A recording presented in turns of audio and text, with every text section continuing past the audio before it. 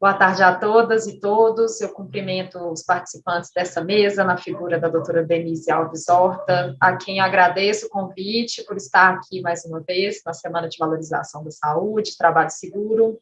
É uma honra dividir esse tema, de certa forma, espinhoso, com os meus colegas da Secretaria de Saúde, a Luciana e o Tomás. Boa tarde também a todas e todos que nos assistem. Um primeiro esclarecimento sobre a colocação do Tomás da resolução, da revisão da resolução. Na verdade, esse grupo de trabalho vem revisando e construindo um normativo sobre o teletrabalho, revisando e, na verdade, aprofundando as questões das resoluções do CNJ e CSJT, dos Conselhos Superiores. E percebo que, na verdade, vou só complementar as brilhantes falas dos meus colegas e dos outros membros da mesa. Inclusive, a primeira coisa que eu gostaria de ressaltar é quase uma repetição da fala da doutora Ana Maria, que é a importância de frisar que falamos do retorno ao trabalho presencial e não apenas do retorno ao trabalho, porque no trabalho sempre estivemos durante esses longos 1 ano e 8 meses de pandemia de Covid-19. E foram inúmeras as mudanças, ajustes e adaptações para nos mantermos sãos e produtivos diante de um cenário triste, angustiante e incerto. Então, o teletrabalho, trabalho remoto emergencial, ou até como nomeou a nossa palestrante de quarta-feira, doutora Ana Magnoli, o trabalho mediado por plataformas numéricas, foi o caminho que nos possibilitou manter esse egrégio ativo e operando a todo vapor. Esse teletrabalho improvisado, incerto, visto como provisório, não pode, a meu ver, ser usado para avaliarmos a modalidade de trabalho em domicílio. Isso porque ele não era o único fator estressor ao qual fomos submetidos durante a pandemia. Mais da metade dos trabalhadores mundiais entrevistados por uma firma europeia de seleção chamada RAIS dizem que a pandemia impactou negativamente seu bem-estar emocional. Nós convivemos com medo, ansiedade, angústia, esgotamento, fadiga, mas fomos nos adaptando. O professor Boaventura de Souza Santos, no livro A Cruel Pedagogia do Vírus, coloca que em cada época histórica os modos de viver dominantes, como trabalho, consumo, lazer, convivência, são relativamente rígidos e parecem decorrer de regras que são escritas na pedra da natureza humana. É verdade que eles vão se alterando paulatinamente, mas as mudanças passam quase desapercebidas. A irrupção de uma pandemia, no entanto, não se compagina com essa morosidade, ela exige mudanças drásticas. E, de repente, elas tornam-se possíveis como se sempre tivessem sido. Torna-se possível ficar em casa e voltar a ter tempo para ler um livro, passar mais tempo com os filhos, consumir menos, dispensar o vício de passar um tempo nos centros comerciais, olhando para tudo que está à venda e esquecendo tudo que se quer, mas que só se pode conseguir por outros meios que não há compra. A ideia conservadora de que não há alternativa ao modo de vida em que vivemos cai por terra. E então chega o momento em que conseguimos pensar num retorno. Como bem disse o Tomás, a palavra retorno que sempre presente nesses dias atuais. Mas e agora? Como diz o Drummond. E agora, José? A Isabel Aranda, que é membro do Conselho de Psicologia de Madrid, ela disse em uma entrevista recente que agora é a frustração ao invés da fadiga da pandemia. Ela diz que para muitas pessoas o teletrabalho significou uma melhora da qualidade de vida e, de repente, elas foram obrigadas a voltar aos seus escritórios, inclusive em cifras anteriores à pandemia. Isso está gerando muita frustração e mal-estar. Dentre as pessoas atendidas por ela, 2 em cada 4 são afetadas pelo retorno ao local de trabalho. Porque a presencialidade, ela não evita reuniões por Zoom ou Google Meet ou qualquer outra plataforma. E o fato de trabalhar com fórmulas mistas pode provocar muito desgaste. E o que faremos, então, diante desses novos riscos? Na verdade, o problema não é novo.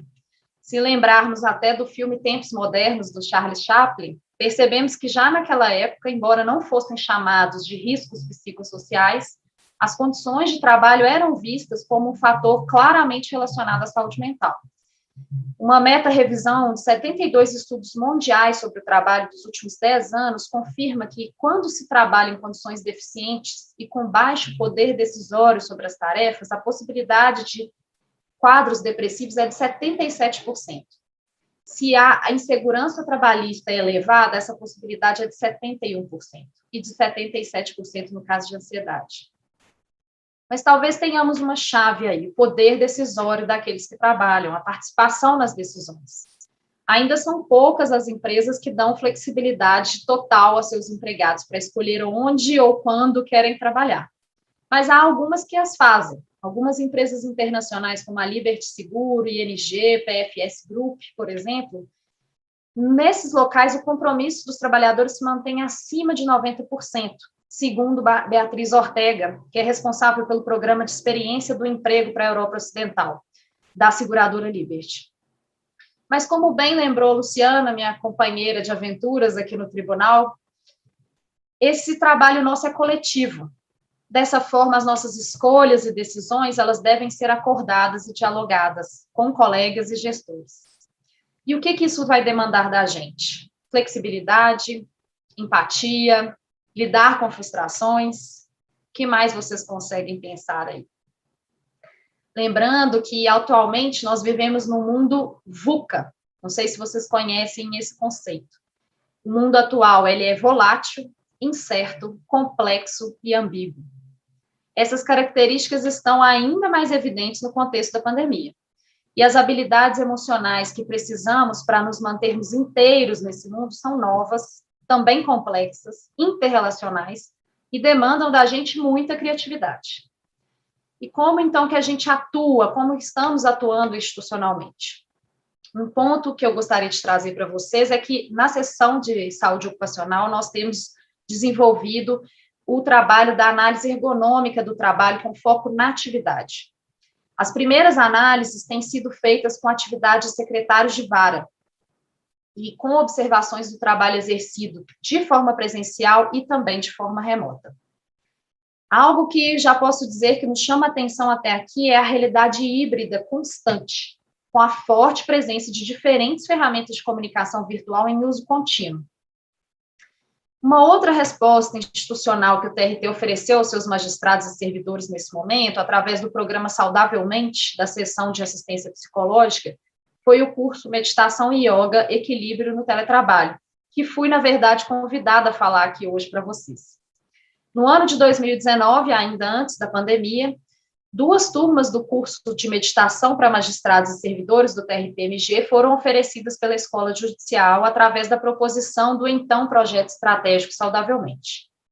No primeiro semestre de 2020, foram oferecidas 3 turmas do curso de meditação, yoga e equilíbrio no teletrabalho, pela primeira vez na modalidade à distância, síncrona em ambiente virtual, por meio da plataforma Zoom, devido ao isolamento social exigido pela pandemia.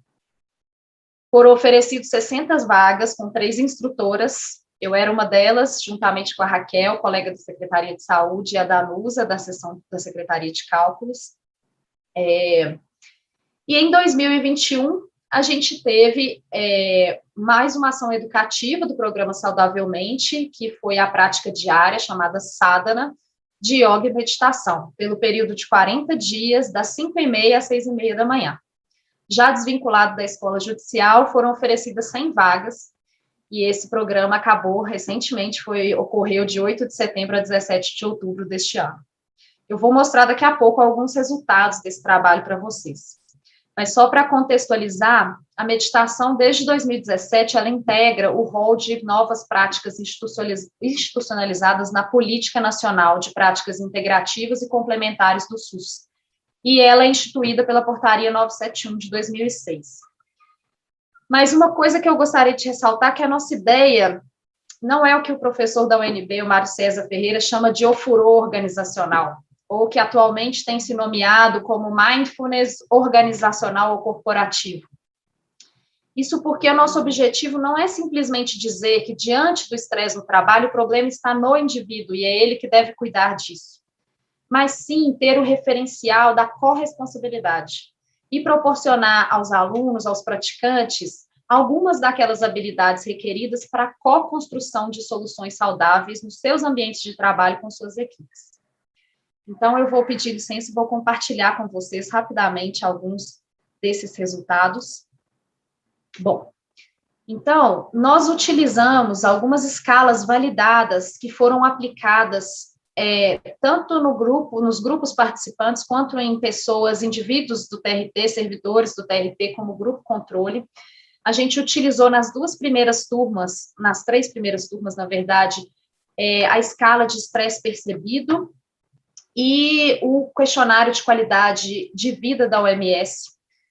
E nessa última turma da SADANA, a gente utilizou o questionário, um índice de bem-estar da OMS também, o WHO5, que é considerado um indicativo, um rastreio, um aplicativo de rastreio breve para diversos e múltiplos transtornos mentais. Então, o que a gente pode ver aqui, nesse primeiro gráfico, é o resultado desse primeiro questionário da avaliação de percepção de estresse. A gente tem aqui em azul escuro o grupo controle, que a gente percebe quase nenhuma alteração no antes e depois, né, na aplicação nesse período de tempo do curso. E a gente tem as turmas 1 e 2, lembrando que foram as turmas do ano de 2019, com algumas variações entre elas, mas com um índice diferente, né, uma queda significativa dessa percepção de estresse. E chama a atenção aqui para a turma 3, que foi essa turma já em tempos de pandemia, em tempos pandêmicos, a percepção do estresse extremamente diferente, muito mais alta, e também com um ganho impressionante de queda dessa percepção de estresse após a intervenção. Aqui a gente vê a avaliação de qualidade de vida antes e depois do curso. Mesma coisa, o grupo controle, a gente vê até uma ligeira queda, tendência de queda de qualidade de vida nesse período.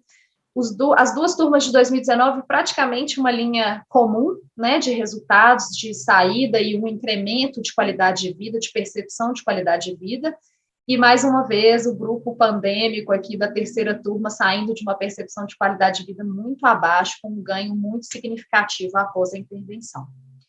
Aqui a gente só unificou as turmas 1 e 2, né, com essa característica de terem sido realizadas presencialmente no ano de 2019 e apenas com a prática de meditação, com essa linha vermelha, o grupo controle em azul e essa turma de yoga e meditação, que é a linha verde, que foi realizada no primeiro semestre de 2020. Mesma coisa, avaliação de qualidade de vida, as turmas 1 e 2 aqui, e a turma 3, que ainda, né, não alcança essa medição de 2019, mas tem um incremento, um ganho de qualidade, de percepção de qualidade de vida muito importante. E, por fim, essa turma da SADANA, né, dessa prática de 40 dias, em que utilizamos esse índice de bem-estar da OMS, em que a gente, mais uma vez, vê o grupo controle praticamente inalterado nesse período, e o grupo intervenção com um acréscimo, um incremento de percepção de bem-estar muito importante. Eu vou chamar a atenção que a gente teve nessa turma uma perda de respostas do questionário inicial e final. Então, nesse primeiro gráfico, a gente fez uma média simples dos respondentes, então a gente tem esse resultado. E nesse próximo gráfico, a gente faz um simples tratamento estatístico, não necessariamente resultando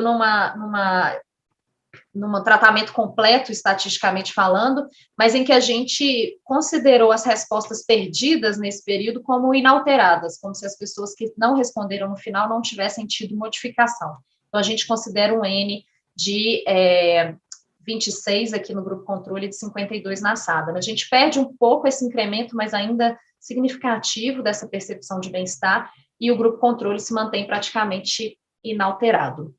Bom, então, diante disso, né, para finalizar, eu gostaria de trazer algumas reflexões do autor Pablo Dors, que é um padre e monge budista, que é autor do livro Biografia do Silêncio, para refletirmos um pouco sobre essa prática que eu trouxe aqui para vocês e também sobre o nosso momento atual. A qualidade da meditação se verifica na vida em si. Essa é a mesa de testes. Por isso, nenhuma meditação deveria ser julgada pelo modo como nos sentimos nela, e sim pelos frutos que dá. Acho que esse aqui é especial para quem esteve com a gente às 5h30 da manhã. Mais ainda, meditação e vida devem tender a ser a mesma coisa. Medito para que a minha vida seja meditação. Vivo para que a minha meditação seja vida. Não aspiro a contemplar, e sim a ser contemplativo, que é ser sem ansiar. A água que corre, que não corre, estanca, apodrece e cheira mal. Isso todo mundo sabe. Mas toda vida que não flui também apodrece e cheira mal. Nossa vida só é digna desse nome quando flui, quando está em movimento. Seja por covardia ou por preguiça, ou até mesmo inércia, se bem que quase sempre é o medo que nos aprisiona e paralisa, todos tendemos a ficar quietos, e pior, a nos encastelar. Encastelar-se não é só ficar quieto, é dificultar qualquer movimento futuro. Buscamos empregos que nos façam sentir seguros, casamentos que nos façam sentir seguros, ideias firmes e claras, partidos conservadores, ritos que nos devolvam uma impressão de continuidade. E é assim que o rio de nossas vidas vai encontrando obstáculos em seu curso, até que um dia, sem aviso prévio, deixe de fluir. Vivemos sim, mas muito frequentemente estamos mortos. Sobrevivemos a nós mesmos. Existe a biologia, mas não a biografia. É evidente que é possível viver sem nascer 2 vezes, mas não compensa. É melhor renascer. Não 2, mas muitas. Tantas quanto formos capazes. Quantas vidas cabem em uma? Isso é importante porque a magia dos inícios não se encontra nos desenvolvimentos. O que nos faz sofrer são as nossas resistências à realidade. Então, esse é o meu convite hoje, que a gente possa encarar esse retorno como um renascimento, um recomeço, uma possibilidade de nos reencontrarmos fisicamente e em novas perspectivas e planos coletivos. Que saibamos dialogar sobre as dores desses tempos e encontrarmos juntos novas saídas e soluções para esses impasses e essas complexidades que se apresentam nesse momento. Muito obrigada.